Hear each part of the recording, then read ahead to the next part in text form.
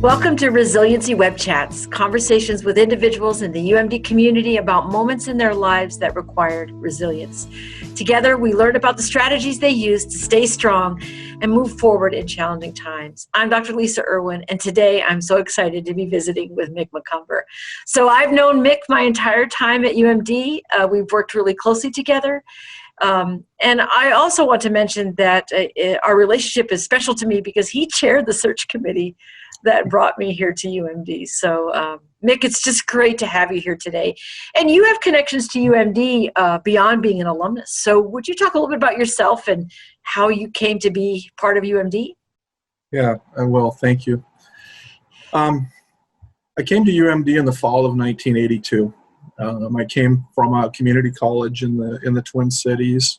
UMD appealed to me, frankly, mostly because of the location. I knew what degree I was seeking, and that certainly was an important part of the decision too. But the outdoors and nature have always called to me, and so I did my undergrad at UMD, left for a little less than 6 months, and then found myself back on campus working for the department that I worked at as an undergrad. I had various roles with recreational sports at the time, and I came back as an intramural director in December of 1987. The plan was never to stay in Duluth that entire time, but it's worked out that way, and I have no regrets. So you're currently serving as a director, and yeah, I've been in that role. Been the director of recreational sports outdoor program since about 2001. And I've seen dramatic growth and changes in the industry of recreation and outdoors. We built a facility in 2006, which was rewarding professionally, but also had a huge immediate impact on student life and on wellness and connectivity to campus, that social piece, all those kinds of things. As an aside, I was supposed to retire on June 1st. When COVID hit us all, I thought the right thing to do was to hang on for a little bit longer with my team, and I don't regret that. So we're very fortunate, and I think your legacy has been established well at UMD. Thank you. Your service is so valued. But really, we're here today to talk about something not so much related to your work, but to your personal life. And so just want to give you the chance to share a little bit of the context for why we're speaking about resiliency today. Sure. So I'm going to just real quickly do this. Oh. So, sorry. In August of 2016, my children, Mac and Maddie, and I lost Lynn. Lynn was my wife, my partner. We were married in August of 1990. In January of 2014, she was hospitalized with an unrelated to the cause of her death medical condition. We spent 3 weeks in the hospital. There were several surgeries. During one of the surgeries, they found a mass in her chest that they thought was just scar tissue from an automobile accident. And turns out that was not the case. Flash forward 15 months later, we were at the Mayo, and she was diagnosed with stage 4 epithelioid hemangio endothelioma, EHE, very, very rare cancer. Doesn't respond to chemo. And so, what ended up happening was they never read the report on the pathology on the tumor, and so we lost 15 months. That could have been treatment time. We fought very hard, and to no avail. It was a gruesome death. The doctors will tell you that the pain of this cancer will kill most patients before the cancer itself, and that is essentially what happened. So I reflected a little bit this morning, and what I remember is a period of time where, with a high school senior at home and a UMD junior living in town, trying to navigate through that loss, and when my days looked like getting up and going to the hospital and then going to work, going to the hospital at noon, going back to work, coming home to make dinner for my youngest, and going back to the hospital into the evening. And that's what the drill was for quite some time. My children, my focus at that time, it all seems like a blur, but my focus at that time was on my kids. As much as I was falling apart inside, I tried to model resiliency, that life is not fair all the time, but that life is worth living, and that there are going to be things to celebrate, there are going to be things to mourn, and that your mother would want you to live your lives to the best of your ability, fulfill your potential, all those kinds of things. And so really that's what drove me and what kept me going. I think you have really described an important coping mechanism when you are in the throes of what has to be life's hardest challenges, and that is to focus outside of yourself. By focusing on your children, I think you found a way to cope and manage day to day. Are there any other coping mechanisms you can recall in that time that were really helpful to you? Yeah, so I will say this: people wanted to help, but cancer is a really lonely journey, and so I find peace in nature. I will tell you, and Lisa, you and I have talked about this. I have a very strong moral core. I've just always had this strong belief in right and wrong, and it was shattered during this experience, and it's still broken. It's just one of those things that you go through that you're looking for answers, and there just aren't any answers. So I find peace in nature. I find peace in nature now during COVID. I go in the woods, and the birds and the bees and the trees, nothing's changed for them. And there's a certain peace to that and healthiness to that. I found support in work and the distraction of work, and the support of my team, and the support of you, Dr. Erwin, and the patients, and the understanding that there were days where I was there in the middle of it, and there were days that I was there, but I wasn't very useful. I tell people that some days the biggest success was remembering to put pants on in the morning before I went and did something. And I think that that's one of the important pieces of this too, is that there's a power in normal, and you have to be able to be kind to yourself. And some days I would wake up, and this was both before her death and after, and just say, nope, I'm not doing this. And just take a day off to be alone with my grief and my anger, and just try to do that. And fortunately, I was in a situation that didn't happen very often, but boy, the days that I woke up and it just hit me, I was thankful for the ability to be able to do that. I think another coping mechanism for me was new experiences. Mm-hmm. I bought a motorcycle. I hadn't ridden in 30 years. I found that to be tremendously therapeutic. The open road, just kind of getting lost, and not that you can not be paying attention when you're riding a motorcycle, but even that focus of riding was a nice distraction. I began playing the guitar. I've always been musical.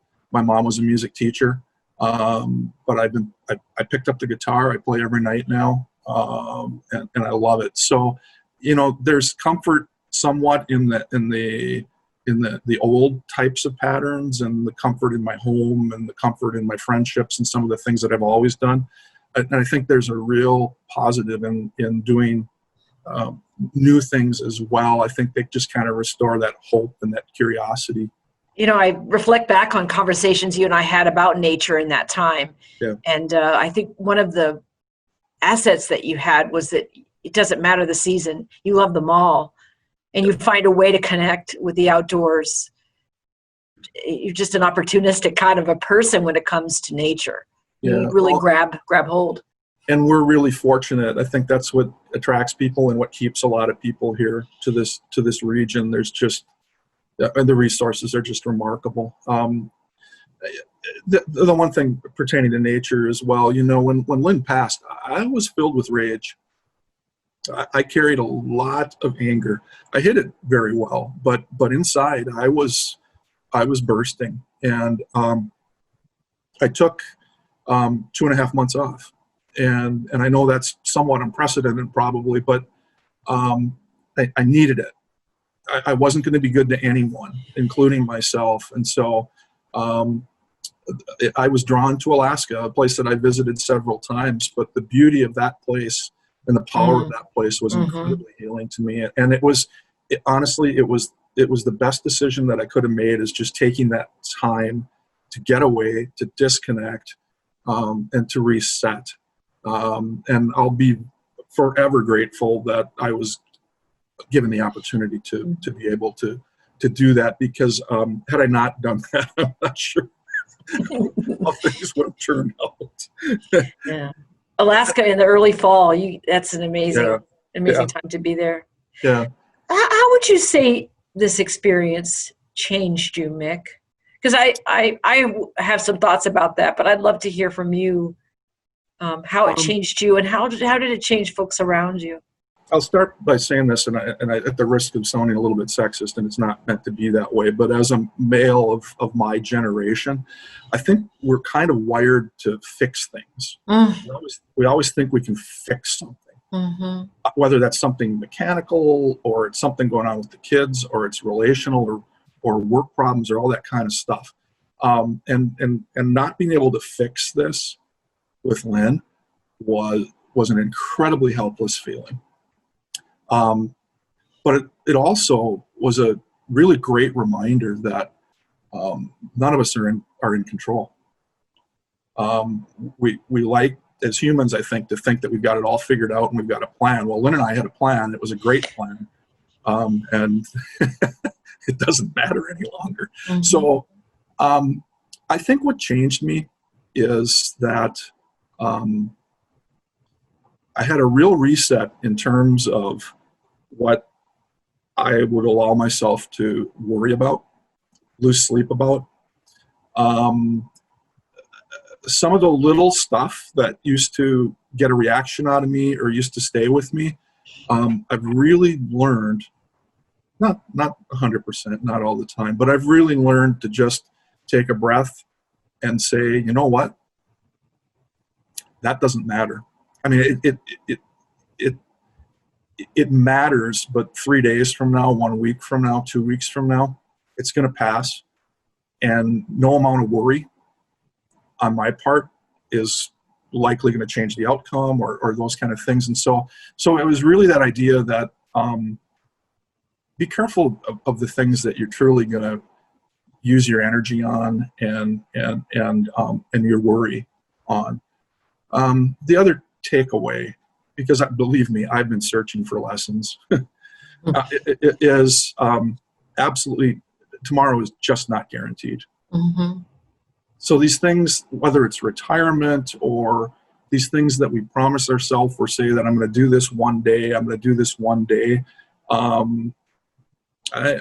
don't wait for that one day anymore. The motorcycle, that was going to be something I did retirement. A fishing boat, that was going to be a retirement. I said, no, I can do it. I'm going to do it now and enjoy it. So, and it may not be those things, the material things. It may just be experiences or life changes.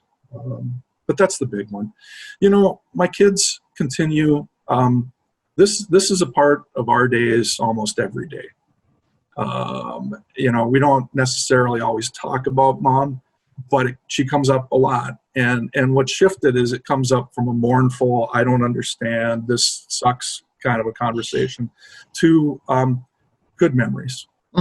Conversations like, I wonder what she'd be doing right now, or what new things she'd be doing right now, or that kind of thing. So I watch them very closely. They've got resiliency. Their lives are going well. It has drawn us together. We were close to begin with, but our bond now is, having gone through this, is something that's really, really special. And I consider it to be a silver lining. Now, don't get me wrong. If Lynn would come back, I would let go of that in a minute, but she's not coming back. So I feel blessed and thankful that they have navigated this in the way that they have. I would also offer that as someone who walked beside you in some ways throughout this, that it has impacted my own life and my appreciation of my time with my spouse. In this COVID environment, I've worked mostly from home with him, and we have savored that. And I think that's in part a gift from you and Lynn, in that Thank you. Life is meant to be lived in the moment. And, thank you for sharing that. Yeah. And I have mutual friends of Lynn's and I, who've done the same thing in terms of, I wouldn't say it's a recommitment, but the changes that they've made is some of the little things that may drive you crazy. They try not to focus on those things and focus on the fact that we're together in this journey. And I consider that to be a gift from Lynn. I've had the opportunity to speak to people about grief and about navigating, and I don't have a set plan or anything like that, but I basically talk about things like, it's okay to be angry. It's okay to have days where, you don't want to pretend. I remember walking around like grocery stores when Lynn was dying and thinking, looking at the normalcy and thinking, well, how dare you, have a normal life without care. Anything you would have done differently looking back? So I think we were, in denial for a while in terms of how long we were going to have, or even an optimism on beating it. And I know that you have to have hope. And boy, we put the miles on. We were traveling to MD Anderson in Houston every 3 weeks.